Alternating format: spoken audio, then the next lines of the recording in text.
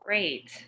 Well, welcome everyone to this next Ohio Citizens Redistricting Commission second meeting, virtual meeting, where we are working to collect citizen input about our Ohio redistricting process. I am a co-chair of this commission, Kathleen Clyde, along with Greg Moore, who is our other co-chair.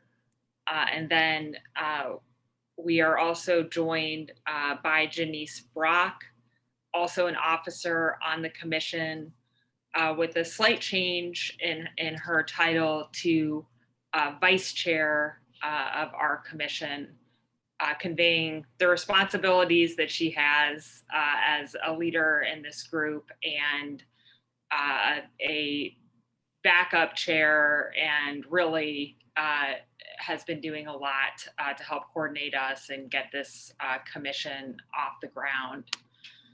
I just want to say about the commission, since this is only our second meeting, I think it's just a good quick recap of what this commission is.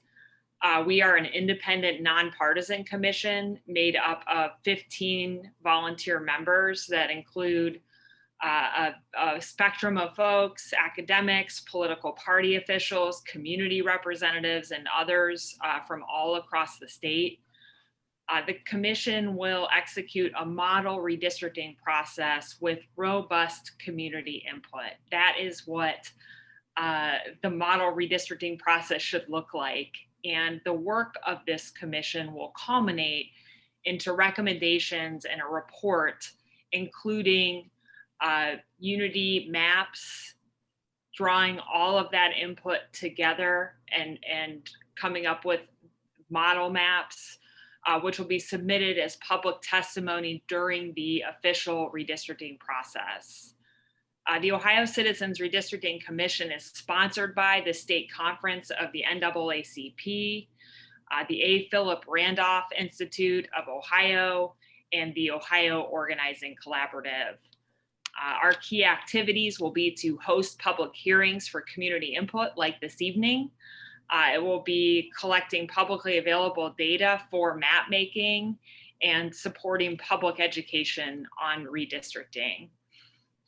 The commission members were selected through an application process. There's no requirement or existing familiarity with redistricting. We desire to have a wide range represented here, and certainly we do with the folks who are on this commission this evening. And not everyone is here, but we have most of our commissioners, and I expect that with the extensive amount of public input that we are gathering, we won't have 100% participation of all of the commissioners at all of the field hearings, so to speak, of this commission, but generally, I think we'll have as good attendance as we can get with all of these busy, important people from all over the state. And I think as we get into the next sort of stage of our process of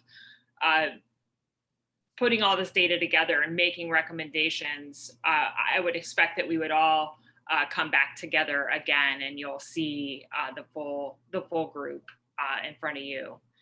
So with that sort of brief introduction, Janice, may I ask you, am I missing any other items before we move to you or Greg calling the roll? No, I think you got it all. Okay, and is it you that is, will you call the roll this evening? I'm going to call. Yeah. Or Greg? Yeah, I think I'm going to call the roll this evening. Sorry about that, Greg. Please take it away. Thanks, Janice. Thanks, Greg. No, and we'll be hearing from Janice in just a second. First of all, let me thank all of the commissioners for being here and their prompt attendance and all the work you've been doing between our last meeting to make sure we're all together. What I'm going to do, particularly since we have a number of people joining us from around the state, I'm going to call the roll. I'm going to ask each person to signify that they are present verbally, so we all know that you're here. And I'll call both the commissioner's name as well as their titles. First, the Honorable Barbara Sykes, former state representative and president and CEO of the Ohio Black Legislative Foundation. Representative Sykes. Present. Thank you. Tom Roberts, former state senator and president of the Ohio State Conference of the NAACP. Present. Andre Washington, the president and of the A. Philip Randolph Institute of Ohio. Are you here? Okay, he may be joining us a little bit later. Katie Shanahan, all on the line, Ohio State Director. Here. Kathleen Clyde, former state representative and co-chair. Here. Greg Moore, I'm the president of the Promise of Democracy Foundation. I am here.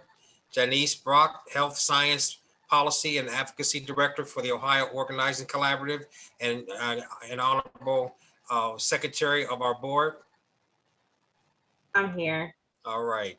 Sam Gresham, Chair of Common Cause Ohio. Are you here, Sam? Okay. Akili Butler, Ohio Student Association. Here. Thank you. Dr. Richard Gunther, retired professor and very well-known advocate for redistricting over the years. Present. Thank you. Chris Taberner, Ohio Environmental Council. Present. Thank you. Dr. Lise Regula, professor and LGBTQ activist. Are you here? Okay. And Jeremy Blake, the Newark City Council member and Equality Ohio board member. Are you here? Here. Thank you. Dr. Ellen Green Bush, clinical psychologist. Are you here? She's also a member of the American Promise Board of Directors, Board of Advisors, and serves with me on that board. Alan Bannister, the Ohio political professor, former Ohio statewide political director for Joe Biden. Are you here? Present. I saw your president today in Cleveland, so you all are doing a great job there. And Amiri Barumi, Council on American Islamic Relations, CAIR Ohio. I'm sorry I messed that up so bad, but are you here? I am here. Great. Is there any board member present who I did not call?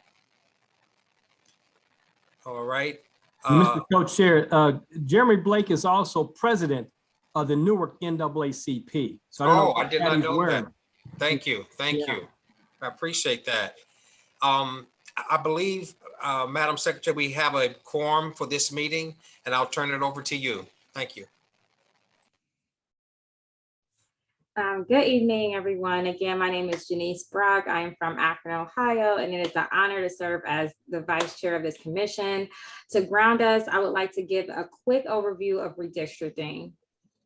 Redistricting is dividing up a jurisdiction like a state, a county, or city into districts for the purpose of electing representatives. Where and how the lines are drawn influences everything from who is likely to be elected and how resources are allocated. The official line drawing process here in Ohio is controlled by the legislators themselves with a commission of political appointees. So the Ohio Redistricting Commission will include the governor, state auditor, secretary of state, one member selected by each legislative majority and minority leaders. Besides the federal requirements of population balance and the Voting Rights Act, the Ohio law specifies that districts must be continuous, compact, and not be drawn primarily to favor or disfavor a political party. It requires the legislature and its commission to hold at least 3 public hearings, which include testimony about communities of interest before the final plans are published. The Ohio Citizens Redistricting Commission, which is this commission, was created to model a community-centered and citizen-driven redistricting process. we have created a public submission portal that allows Ohioans to submit public testimony and/or community maps to this commission. For a deeper dive in the redistricting process, or if you would like to submit testimony, I would encourage you all to visit ohredistrict.org. I'm not going to take up too much of the time. Thank you so much. And I'm going to turn it back over to Chairwoman Clyde. Great. Thank you so much, Vice Chair Brock. We are going to get right to what I think we all think is the most important reason that we're here, and that is to get to our public testimony portion of our agenda. I am very excited about the first name that I am seeing on our agenda, and everyone bear with us if we have a little bit of technical difficulties here, but our first speaker is P.D. Talley, the former Secretary Treasurer of the AFL-CIO, and a woman of many hats. I'm not sure which hat that she is representing tonight, but PD has been in the trenches for decades, fighting for fair district, fairness for all Ohioans, whether it is the right to vote, the right to organize, workers, or in the halls of our legislature. So I know she cares deeply about this topic, and I'm very excited to hear from her this evening as we are spotlighting Northwest Ohio, and a great person to kick us off. PD, if you're here, we'd love to hear your testimony this evening.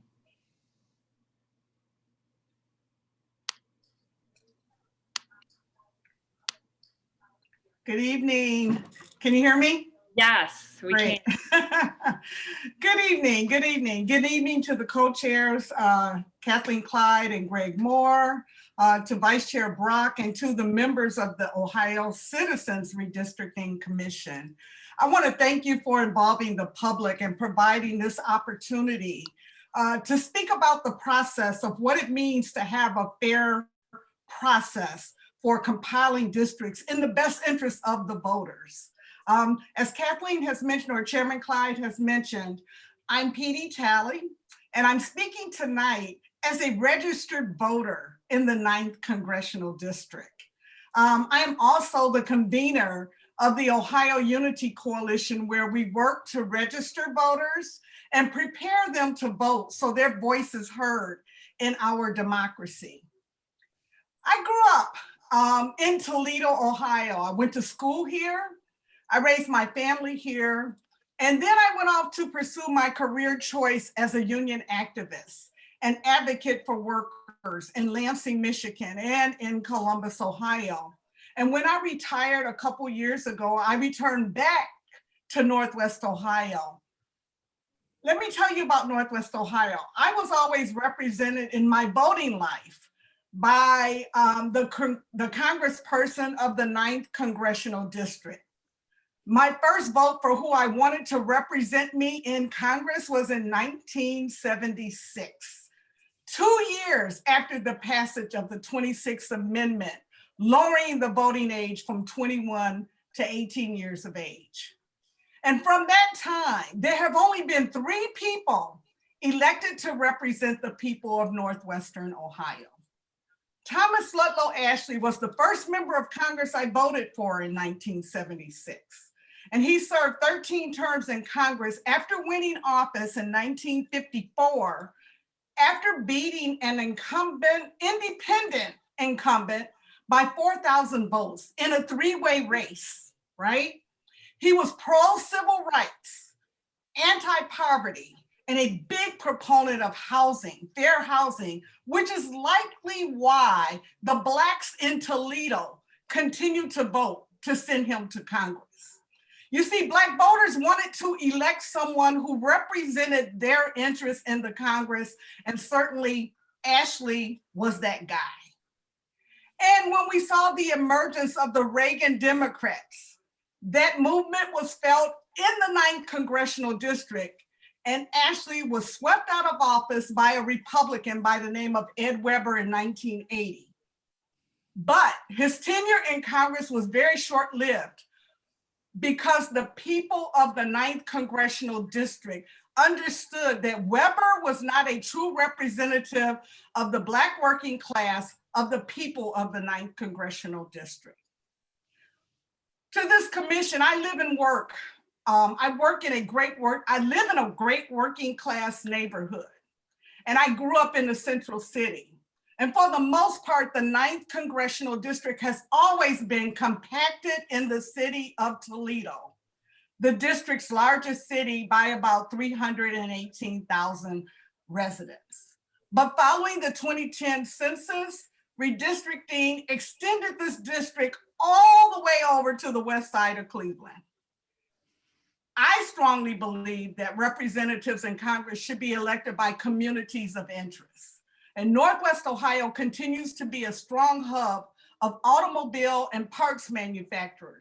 And because of that, many Blacks in Toledo have been able to earn a decent living.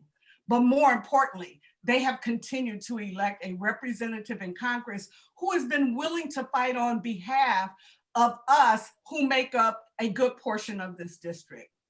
But what happens with other people from other parts of the district whose interests differ means that our representative of Congress is all over the place, right? As these congressional districts have morphed into broken cities or counties further and further away, and not really reflective of similar population, it makes it harder for our representative to fairly represent us as constituents. We as voters should have a fair shot at sending collectively who we believe can represent our interests, and it should not be based on districts that pull in certain people and leave out others. That's why this next drawing of the maps should embody the principles of communities of interest, and I am pleased that you all, as a commission, are here to hear the stories of the people across Ohio, because community matters. Thank you for this opportunity to speak to you today. PD, thank you so much. Your perspective is so helpful to us as we embark on this process, and I can't think of a better first witness for us to hear from. So thank you for that. I'm going to ask briefly if there are any questions. We're just getting started and we're figuring out our process here. We probably have time for 1 or 2 questions of Ms. Talley. Does anyone using the raise hand function have a question at this time?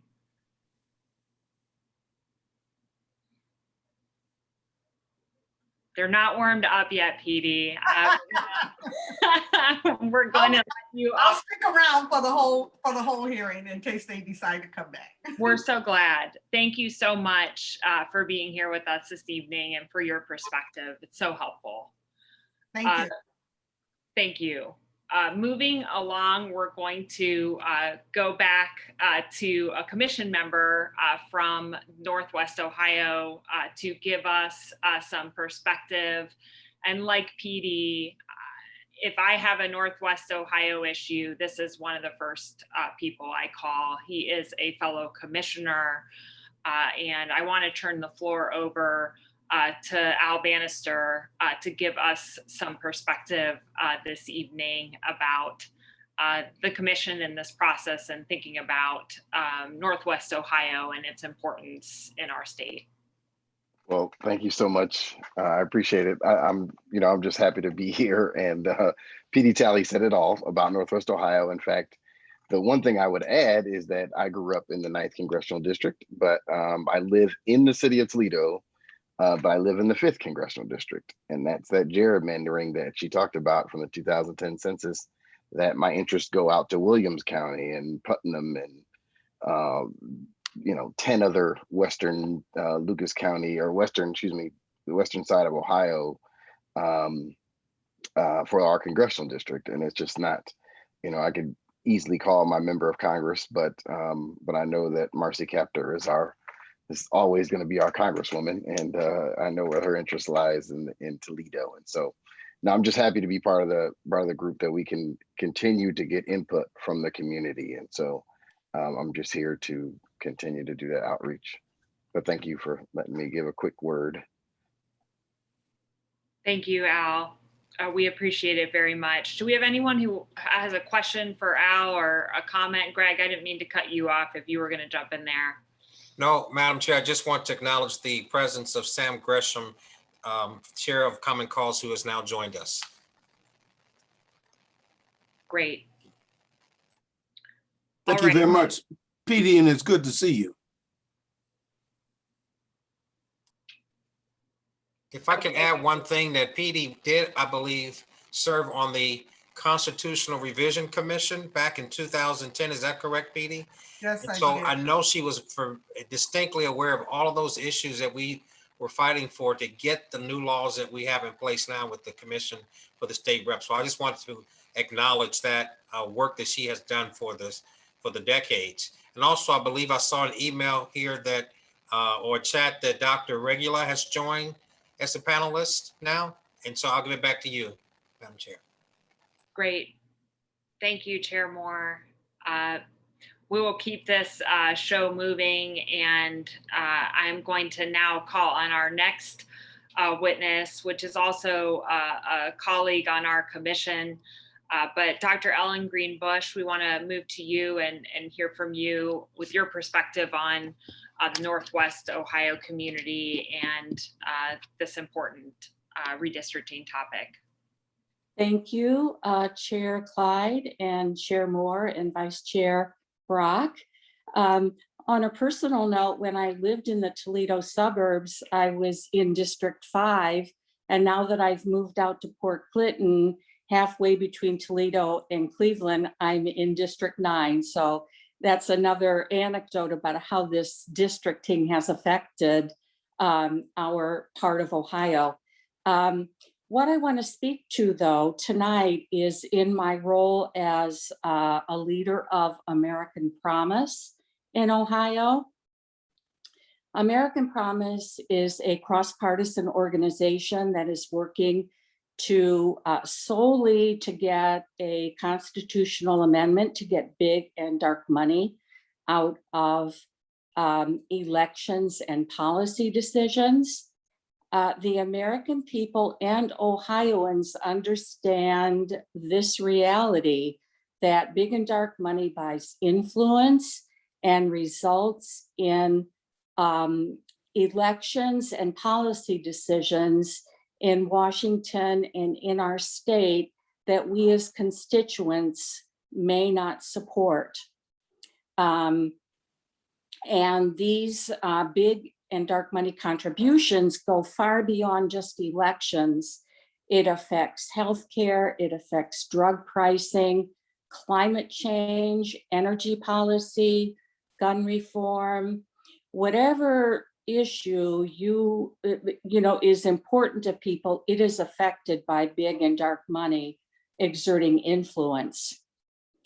In recent national polls, up to 80% of people support reform in getting big and dark money out of politics. That is Republicans, Democrats, and independents. And in the state of Ohio, a poll was conducted right after the November 2020 election. And that poll found that 68% of Ohio voters supported a constitutional amendment to get big and dark money out of politics. So, and that included Republicans, Democrats, and independents. So we can clearly see that this issue has cross-partisan support among constituents. So why, what's the relevance of this issue to gerrymandering and fair maps? The reason is our elected officials in Congress and in our state house do not serve us. their constituents and the needs of our communities, but rather the fundraising and the unregulated money that goes into campaigns and issue campaigns. Gerrymandering undermines the democratic process due to the attempt to sway elections and political agendas, and diminishes the power of constituents who may and usually do want some other kind of response from their legislators. Districts are not competitive, and the same legislators keep getting voted into office despite not voting the way constituents want them to do. Fair maps go hand in hand with getting big and dark money out of politics. And that's why it is so important that we work on this issue in Ohio, both for our congressional elected officials and our state elected officials. And that is why I am happy to serve on this commission, because this is really an issue that is extremely important to me. Thank you. Thank you, Dr. Greenbush. Can I just ask the other commissioners, do we have any questions that we would like to ask of this witness? If so, please use the raise hand function.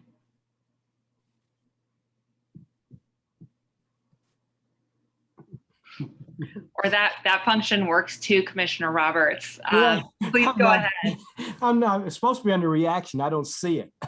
So, hey, I think the commission needs to appreciate the makeup of Lucas County as it relates to congressional maps. And I'm looking at it, and PD, you said something that led me to want to know that. And so tell us a little bit, because Toledo is still pretty much in the 9th congressional district, but I see the 5th district. Is that the 2nd congressional district that takes up the rest of Lucas County, ends up down near Fremont, well, Hardin County, so Hancock and Hardin County. So talk to us a little bit about the makeup of the district and how moving the 9th district from Toledo, Lucas County, all the way to Cuyahoga County. So tell us a little bit about the district makeup. Is it right? Is it the 9th and 5th district that make up Lucas, basically? Madam Chair? Please. Yeah, so Toledo has the biggest, pretty significant, I think there are like 700,000 people in the district or so.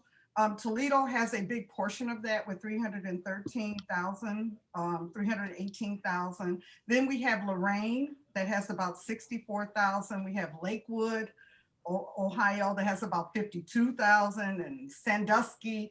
And then it, you know, at points, it's in areas of the state that literally would not even qualify as a municipality, right? So there are pockets of this district that really are like right up to the beach of Lake Erie. And so the diversity going all the way over to Avon and Lakewood is just so very different in terms of our communities of interest. The employment opportunities are different. The economic base is very different for this district. And as Alan said, he lives in the city of Toledo, but he's represented by someone who is in a different congressional district. So they chopped up the city even as they were building out these last districts, districts during the 2010 district. And my hope is that you all, as a Citizens Commission, will fight very hard to ensure that the principles that should guide the makeup of congressional districts is held true to form, and that means stop cracking and packing these districts, but make them a lot fairer than what they are. Yeah, Petey, you brought me to look at poor little Lorain County is divided in half. I knew Jim Jordan represented. Now I know that Marcy represented as well. So that little county is broke up in 2 different congressional districts. Yes.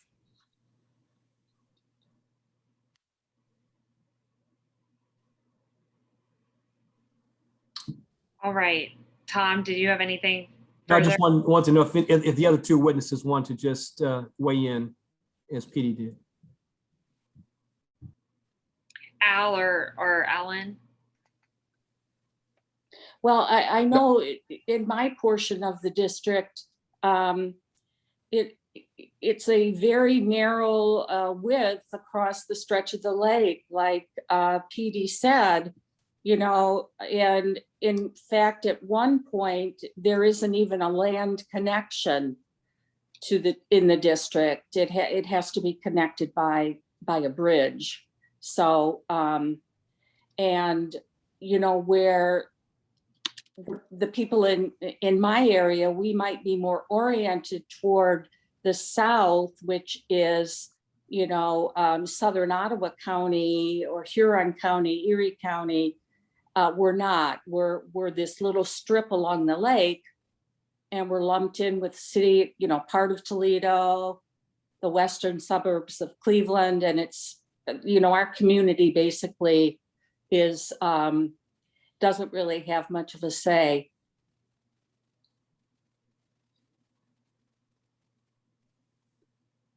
Yeah, I would just say the same thing. I mean, the line for the 9th congressional district to the east is Reynolds Road, and the Congresswoman Capter lives 100 yards inside of her district and then goes east. I live on the west side of Reynolds Road, but in the city of Toledo city limits, and so to have a congressional district cut off by within the city limit is definitely not a good thing.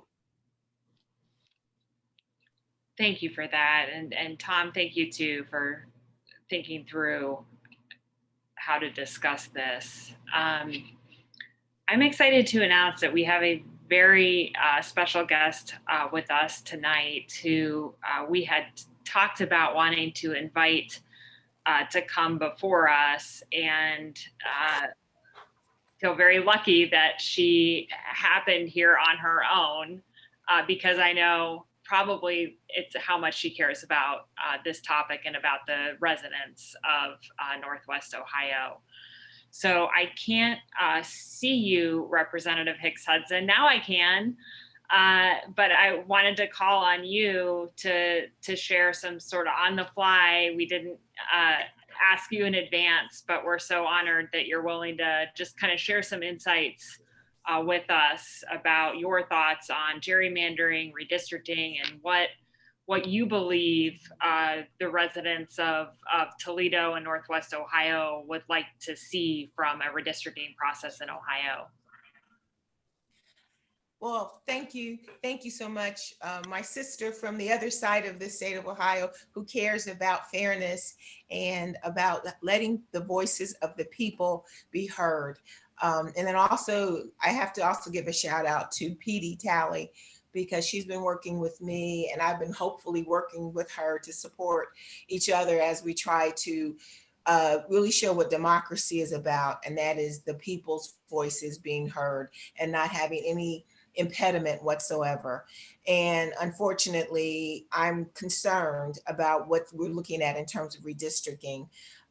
There was some good news I guess it's good news that the census data is going to be given to the state of Ohio by August. It's still a late time for us to get the maps to be drawn, but I think that's important.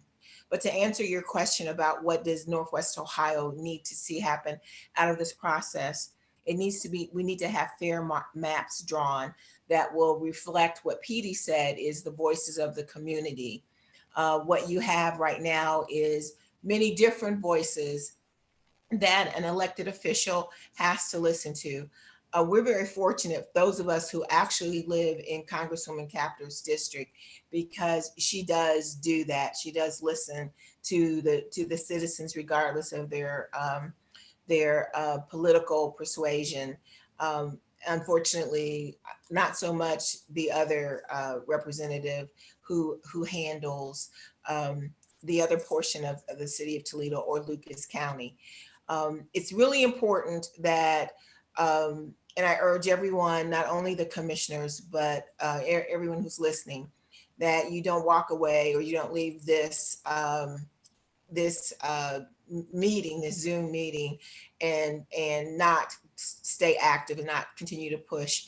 We in the House, which is where we will be working to try to get these maps drawn fairly, need your support. We need to hear from you. We need you to send letters to not just to those who care about redistricting, but those who don't care about it, to let them know that you do care about it, and then also to the governor, because those are the actors, as Vice Chair Brock talked about, will be making up that commission, and they need to hear from us. They need to hear from the people so that the community's voice will be heard, not only after the process is made, but during and before this process. So if I have any words to say to anyone that's on here, commissioners, attendees, what have you, email us, send smoke signals, whatever you need to do, phone calls, to let people in Columbus know that we're serious about having fair maps. We're serious about having the community weigh in and give suggestions on how those maps should be drawn. And we need your voices. I can't tell you how much I need your voice, because the previous speaker talking about big business and the larger, the dark money, it is so true. It is so real. But the power of the people is something that I hold on to very dearly. So I'm urging all of you to think about writing letters, typing on the computer, on your phone, whatever, to let us know that you're out there and you're watching us. And with that, I'm going to turn it back over to you, my commissioner, Kathleen. Thank you so much, You're so Representative. So nice to see you. And we actually have a question in the chat, which you, I'm sure, did not read, but you were answering as you talked. And it is a general question about how do we make corrections to the redistricting process? How do we make the maps fair? Of course, our Vice Chair, Janice Brock, went over the process itself at the beginning, but what you're touching on is the importance of advocacy and of citizens making their voice heard. One way to do that is through this commission, but I'd like to give the other witnesses a chance too to kind of weigh in on that question about, what would you encourage citizens to do to press for fairness? And do you have any suggestions that you may want to share as well? So that's to PD, Ellen, or Al, if you want to add anything on to what we already heard from the representative there.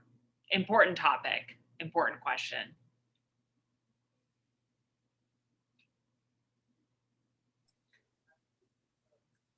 PD?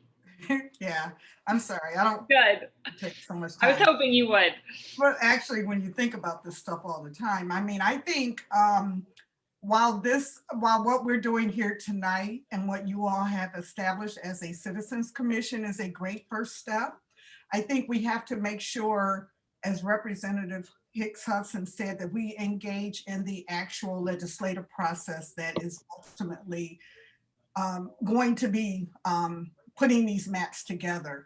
And to the degree that you all, this commission can help, and I know Katie Shanahan has done an awesome job for the last couple of years trying to get us all to pay attention to this. I mean, providing and giving us opportunities to train on what a good map would look like, and helping everyday citizens to understand what does it mean to compact the district versus or have contiguous lines or not split a county, so that we could really be thoughtful about demographic and geographic information, and then take us through the exercise of putting forward a map that does come from the citizens, after we've been trained in how to actually look at some real software that maps are actually drawn by. I think that'll help maybe get people thinking about, you know, what this process is all about and how they can see themselves. Because when you see yourself on a map, it's like, okay, there I am compared to everybody else. And so I think as much as you all can help us, the citizens, understand that process and engage in that process, I think that would be helpful. Thank you, PD. Ellen, did you want to add on? Ellen, unmute. Just very brief, to reiterate, I've gotten emails, for example, from the League of Women Voters, and I've gotten one from a health professional organization, and I'm sure there are others, but these groups are developing webinars on how to draw maps and how to try your hand at this map making. And I would suggest that everybody get involved in that. It sounds like a wonderful opportunity, and there are people to help us with that. So great. Yeah.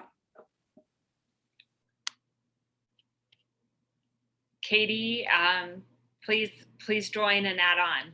Yeah, so I just wanted to jump in first to say that one of my favorite moments during law school, I had a professor who is sadly no longer at Ohio State's law school. He's now the dean of University of Wisconsin Law School. Lucky for them. But Dean Takagi always, in his classes when we talked about redistricting, would always show us a slideshow of when he tried to literally walk from one side of Representative Capter's district to the other. And he couldn't, because you wind up in McGee Marsh and you're in the water. So like Ellen was saying earlier, you literally can't walk from one edge of that district to the other, which is ludicrous when you think about it. Of course, you should be able to walk from one side of a district to the other. And as Al was pointing out, cracking apart a community down a street, and when it would be so easy to draw all of Toledo into a district so that you could actually represent the entire place of that community is so important.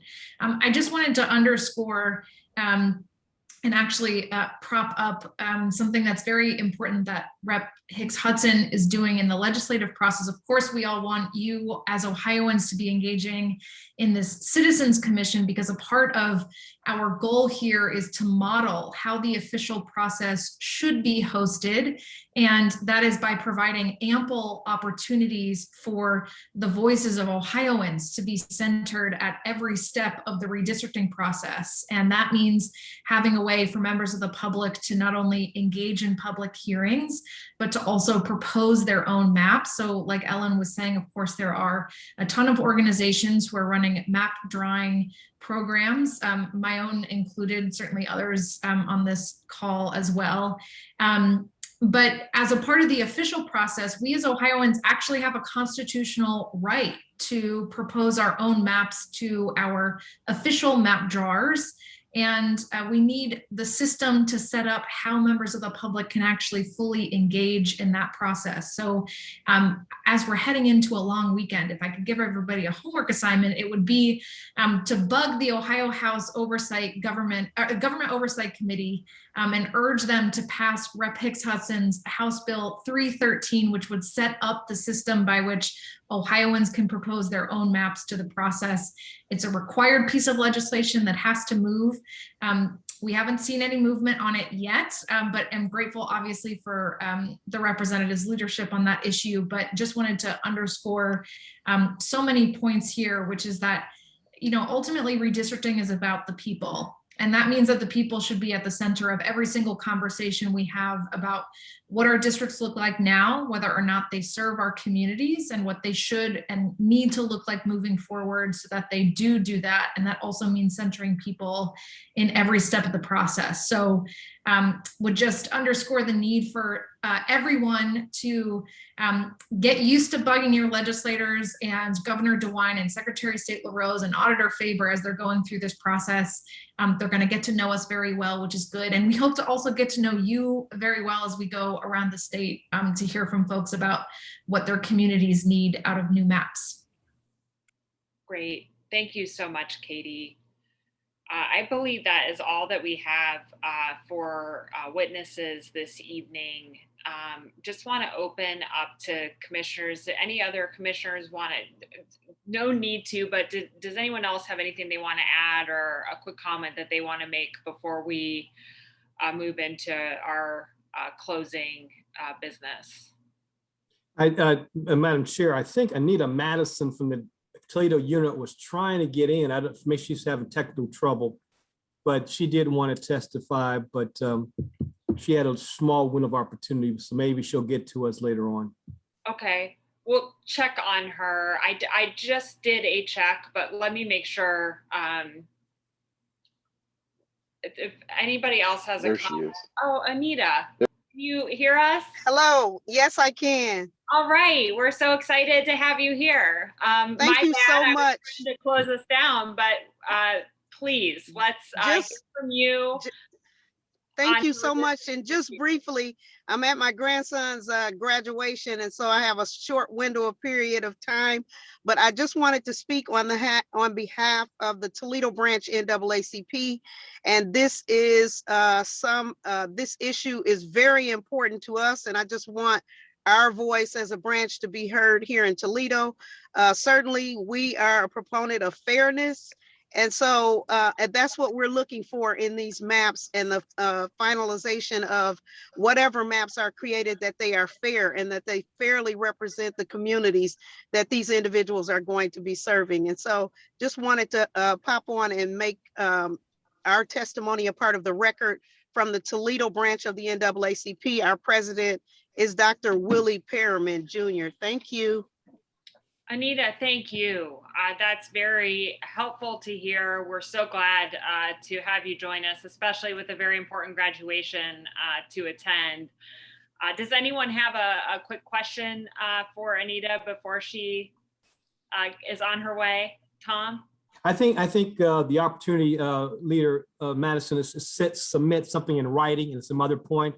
So when you have a chance, you can put it in writing and submit it to the commission to look at. Thanks. Absolutely. Thank you so much, you guys. Thank you.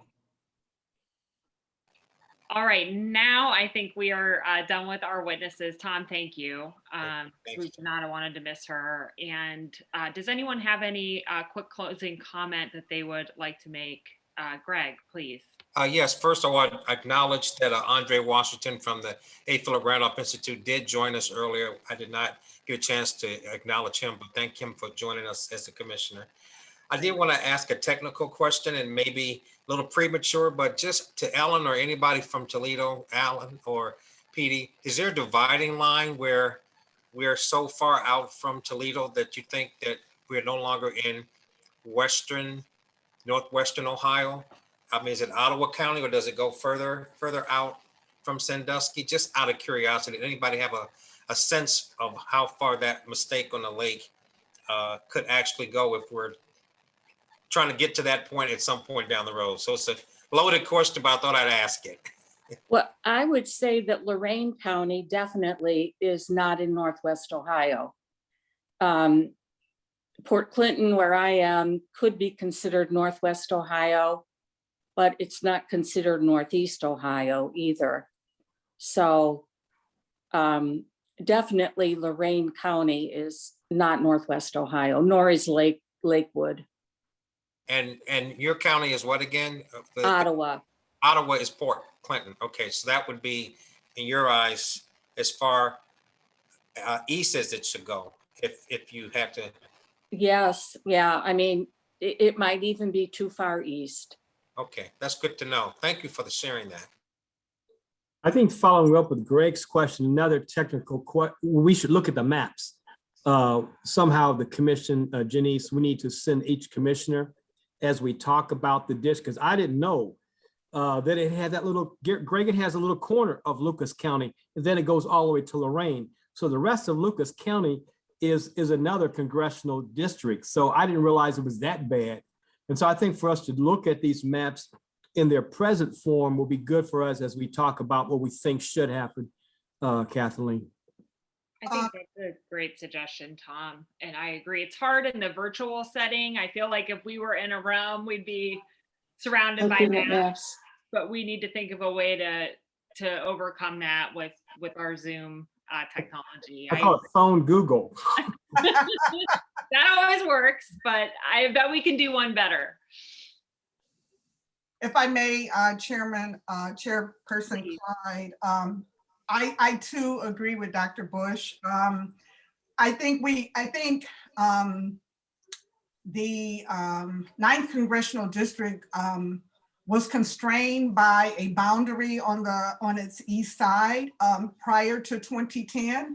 And I think we could also learn a lot about how far those districts could go if we look at where the boundaries were at before they were drawn in its current form. Because even though it was outside of Lucas County, the 9th Congressional District before 2010, it still felt like I would consider Port Clinton part of us, because so many of us in the city of Toledo grew up knowing about Port Clinton or Ottawa County. When they threw Lorain in, I was completely discombobulated because I consider Lorain to be like a whole different community of interest.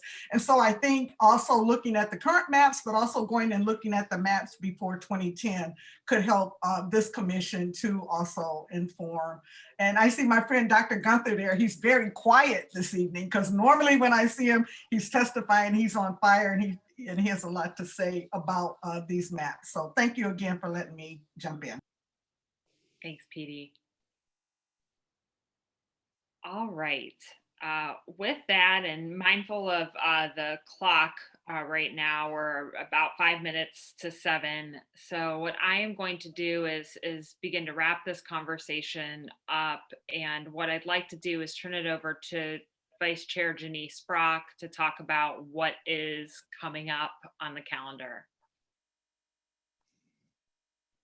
Thank you. I appreciate it. It's good to hear from so many different people. I think this is what we're aiming for, is to hear from the community and the folks and the people who live there. So thank you, Chairwoman Clyde. The next Ohio Citizens Redistricting Commission would hold their next hearing in the greater Cleveland area through Zoom on Thursday, June 10th at 6 p.m. You can register by clicking the link in the chat or visiting ohredistrict.org. And I'll drop that in the chat for you. To get regular updates about the work of the commission, you can follow us on social media at OH Redistricts.